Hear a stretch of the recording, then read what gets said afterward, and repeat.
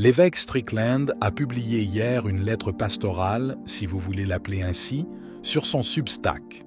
La lettre traite de la trahison de l'Église par ceux qui en font partie. C'est un sujet dont nous parlons souvent dans les cercles traditionnels parce que l'Église a été trahie de l'intérieur par ses propres membres ou par des personnes prétendument membres de l'Église, selon la gravité de la trahison en question. Cette lettre pastorale, intitulée « Traître, trahissez-vous le Fils de l'homme par un baiser ?» a été publiée hier, 18 juillet 2024. Pendant qu'il parlait encore, voici, une foule, et celui qui s'appelait Judas, l'un des 12, marcha devant eux et s'approcha de Jésus pour l'embrasser. Et Jésus lui dit, « Judas, est-ce que tu trahis le Fils de l'homme par un baiser ?» Évangile de Luc 22, 47. Il dit à ses disciples, « Il est impossible que des scandales n'arrivent pas, mais malheur à celui par la faute duquel ils surviennent. Il vaudrait mieux pour lui qu'on lui mette une meule autour du cou et qu'on le jette à la mer, plutôt que de le jeter à la mer. Scandaliser l'un d'entre eux. Les petits. » Luc 17, 1. La trahison est la voie des lâches. Cela vient d'une faiblesse, d'un manque de courage, d'une envie d'un chemin plus facile. À la base, la trahison est une vente consciente et délibérée de quelque chose de plus grande valeur contre quelque chose de moindre valeur pour son gain personnel. Par exemple, échanger le Fils de Dieu contre 30 pièces d'argent. La trahison est une participation au mal, car elle détourne l'attention de l'amour altruiste orienté vers le bien des autres, vers un désir égoïste qui ignore les autres et élève le traître au-dessus de tout. La trahison méprise ce qui est bon. Dans l'enfer de Dante, l'auteur place la trahison au centre gelé de l'enfer. Au lieu du feu, imaginez la trahison comme de la glace, un lieu où la loyauté, l'amour et la chaleur font complètement défaut, avec le diable assis au centre comme le plus grand traître de l'histoire. De même, Judas est le traître humain par excellence. Il a trahi notre Seigneur et il l'a fait avec un baiser. Quelle douleur il a dû causer au Christ Jésus qui l'aimait tant. Le consensus écrasant au fil des siècles est que Judas était, est et sera toujours parmi ceux condamnés en raison de sa trahison et de son incapacité à se repentir avant de se suicider.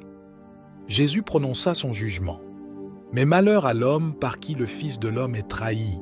Il vaudrait mieux pour lui que cet homme ne soit jamais né. » Matthieu 26, 24. Judas est l'un des 12 en relation intime avec notre Seigneur Jésus-Christ, mais c'est là l'essence de sa trahison.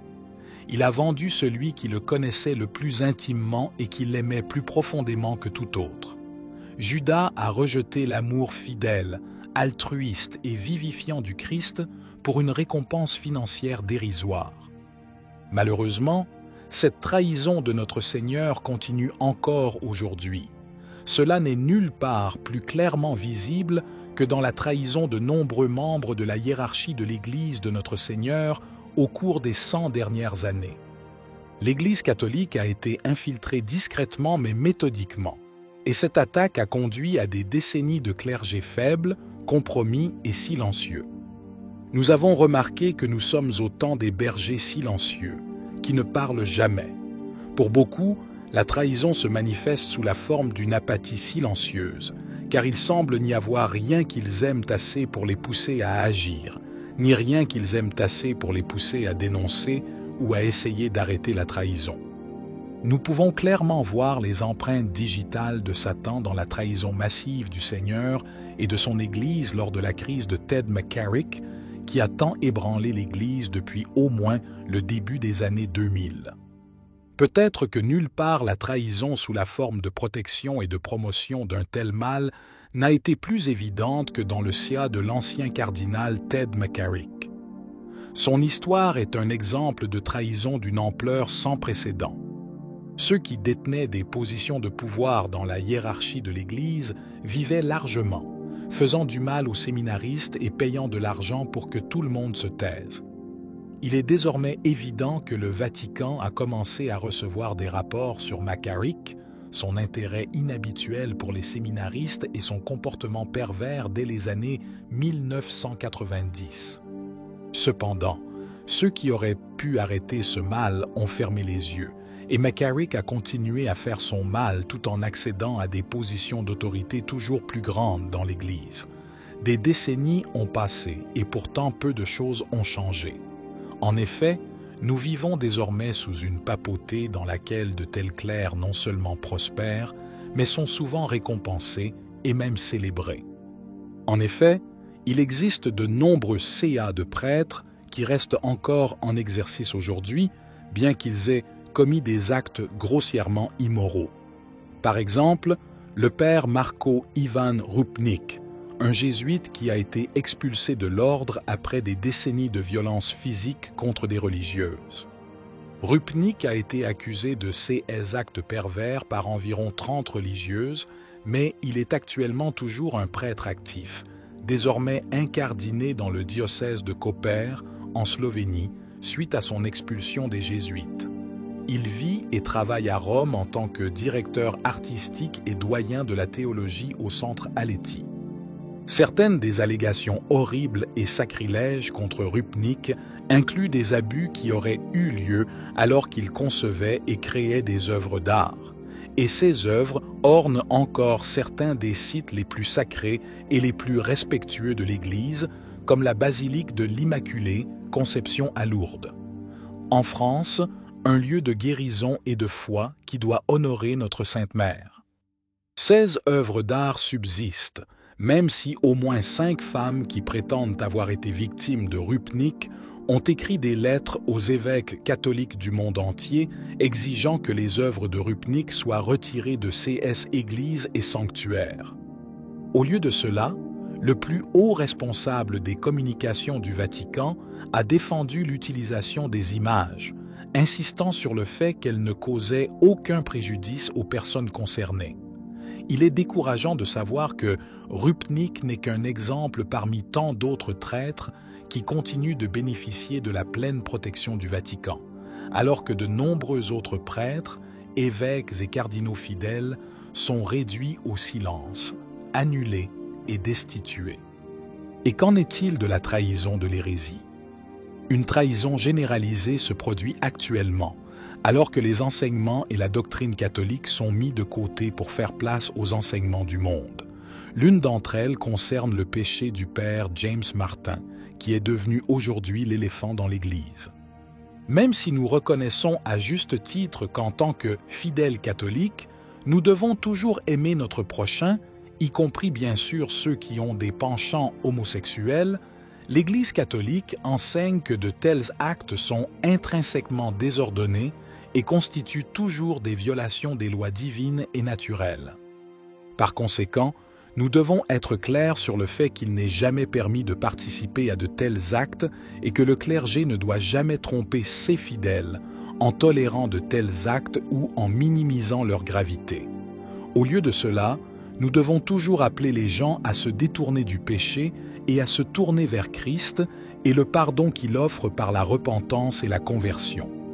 Cependant, nous nous trouvons aujourd'hui dans une situation où de nombreuses personnes occupant des postes élevés dans l'Église célèbrent ou même glorifient ce style de vie qui éloigne les âmes du Christ. Le rédacteur en chef de la revue jésuite America, le père James Martin, partisan de ce mal, est aujourd'hui l'un des porte-paroles les plus éminents de l'Église et est souvent choisi comme consultant auprès du Vatican.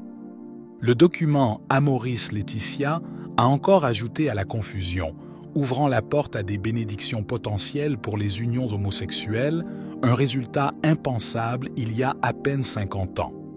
Ce document était une invitation ouverte au diable à cibler les âmes désorientées par une Église dans laquelle de nombreux clercs ne restent plus ancrés au dépôt sacré de la foi, mais cherchent plutôt à moderniser les enseignements pour les adapter aux oreilles modernes.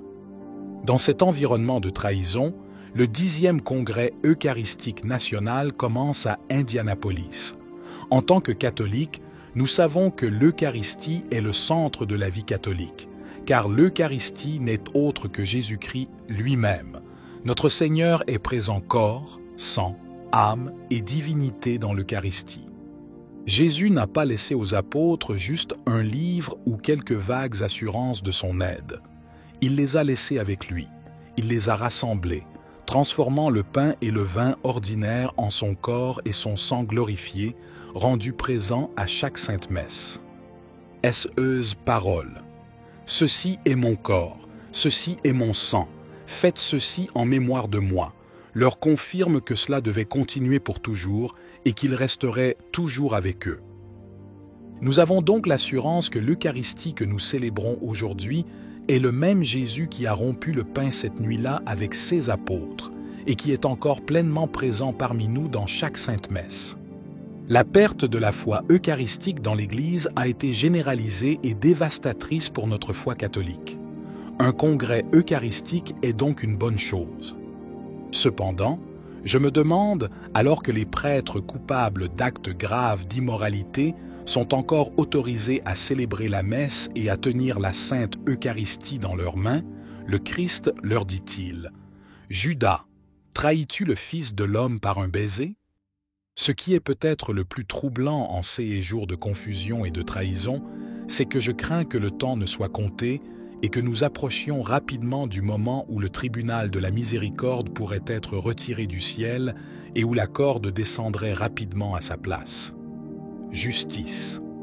Il est impératif qu'en ce temps nous nous préparions avec des confessions fréquentes, des messes et une réception eucharistique fréquente et une charité fréquente envers les autres, afin que nous puissions être trouvés saluant notre Seigneur Jésus avec un baiser d'amour et non avec un baiser de trahison. Il dit à ses disciples : « Il est impossible que des scandales n'arrivent pas, mais malheur à celui par la faute duquel ils surviennent. Il vaudrait mieux pour lui qu'on lui mette une meule autour du cou et qu'on le jette à la mer, plutôt que de le jeter à la mer. Scandalisez l'un d'entre eux, les petits. » Luc 17, 1, 2. Que notre Seigneur continue de vous bénir et que notre Sainte Mère intercède pour vous et vous conduise toujours vers son Fils éternel. Signé Mgr Joseph Strickland, évêque émérite. Qu'en penses-tu? Si vous avez aimé la vidéo, commentez Amen. Que Dieu te bénisse.